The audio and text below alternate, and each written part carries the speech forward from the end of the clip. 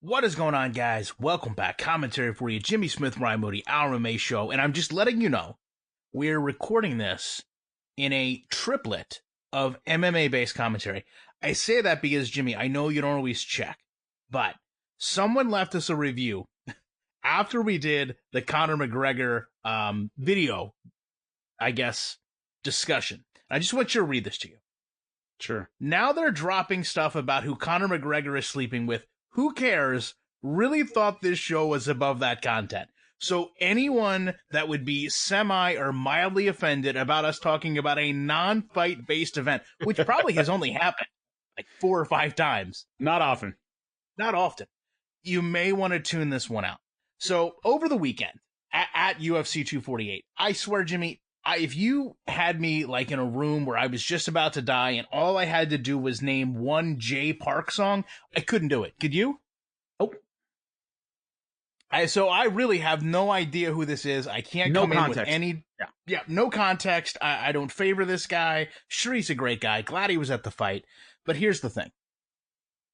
You've been around a lot of fighters. I've been involved in a lot of fight cards, both, UFC, mid-level... Oh my God, we're fighting in the back of a Denny's parking lot. Generally, there is a lot of respect between these guys. They get paid to fight. I don't know on the top of my head if I can recall maybe 5 incidents that have happened between people. A lot of times it's more than just, I'm friends with him, you're not friends with me, we're going to have a slapping contest. This, to me, is so out of context for Brian Ortega.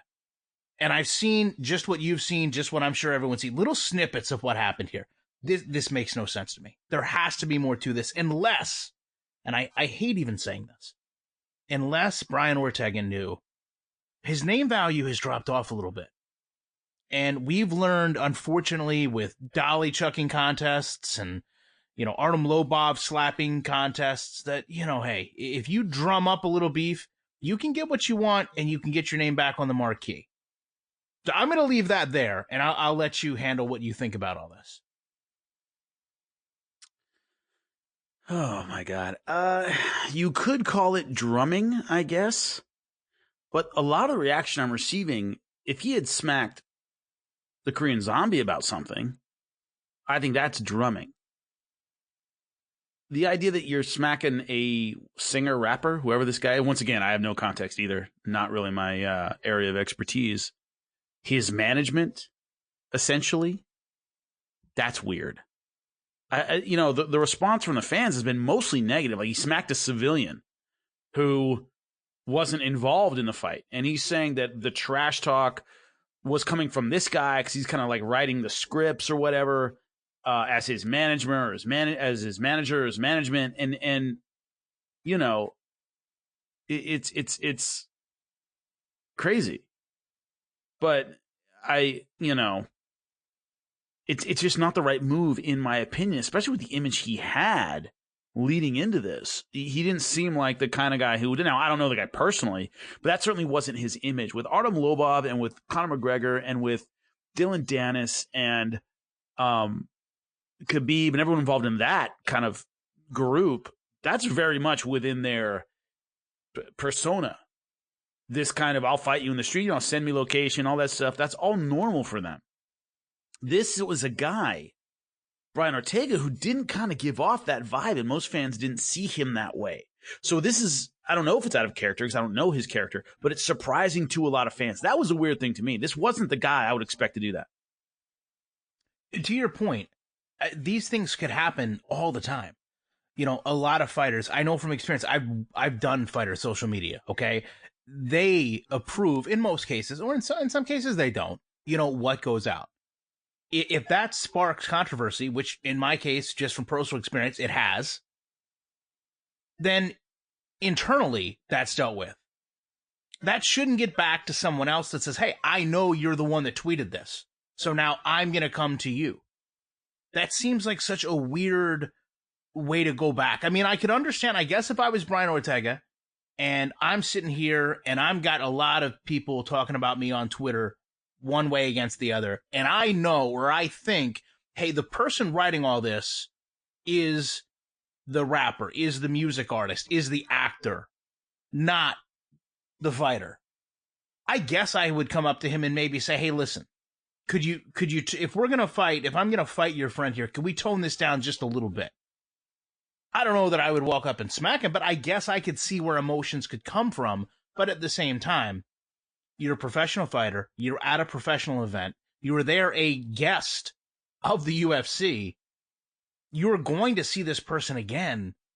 Like you said, he's got, set aside, the fighting for a moment, he's got Modelo, he's got sponsorships that he has to be obligated to. They don't want to see this. As you said, there's not one person that has signed off on this and been like, yeah, no, that was great. I love seeing that. Yeah. It's just a bad look all around. That's what I think too. And also, one thing is if someone's mistranslating someone, which I assume is the deal here. I read his I believe it was an Instagram post about it, or his statement about it that was then taken down, complaining that he's translating and therefore doing all this trash talk. The fighter's still responsible for that, right? If I have a manager and they come out and say something and I don't like it, it's up to me to stop it as the fighter. If not, I'm responsible for it. So still, you'd go after the fighter, in my opinion. Hey, shut your manager up. Or, if the guy's if the guy's translating all this trash talk and saying it's you better step up and take care of this, or it's your problem. Right? That would have made a lot more sense if he had smacked Korean Zombie and said, hey, put your dog on a leash, whatever it is. You know what I mean? Like, in terms of, if this is your manager or somebody speaking for you, that's on you because they represent you. You know what I mean? Rather than going after the mouthpiece, in a sense. That seems a little weird. Penny could not have been more on point with her agreement. She does, man. She had long ears and she knows what's up. She knows what's going on. She knows what's going on. So, I guess at this point, now we know this is an altercation that has to happen in actual fighting terms. But I do want to just one more piece of this puzzle that we kind of overlook, because I'm sure somebody is just smashing the keyboard right now. Is it strange to you that this altercation seemingly only happened once the Korean Zombie had left? That's the one thing that stood out to me. Yeah. That made it worse than it could have been just standalone, right? If you go up to somebody, you confront them, and you're there, and your buddy doesn't help defend you or whatever is going to happen, that's one thing.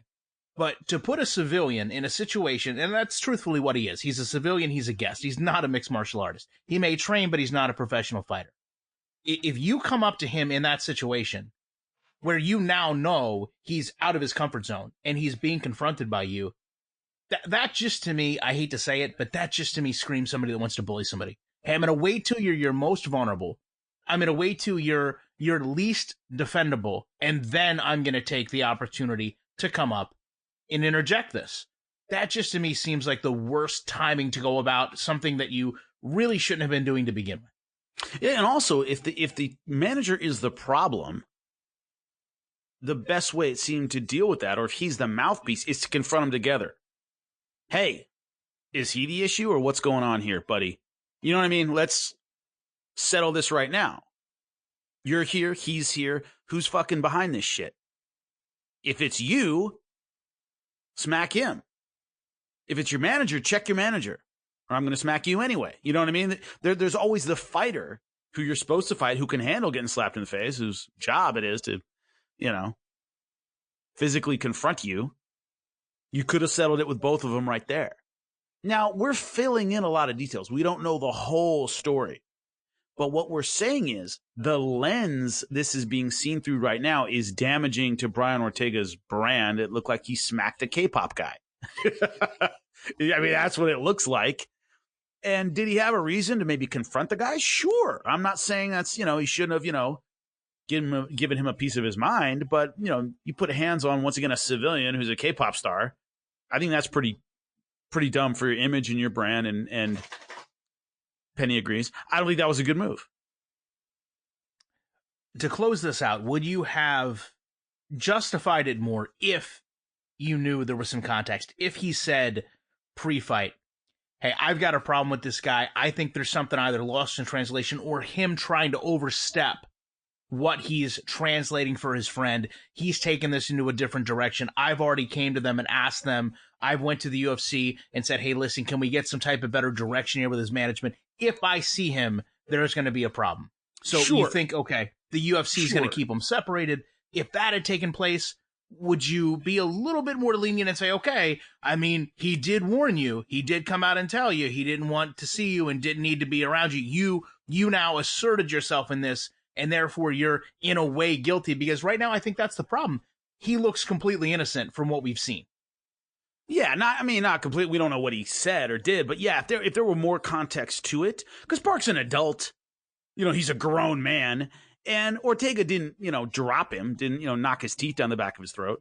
So, yeah, he certainly dealt with it on a level of, you're a punk and I just slapped you.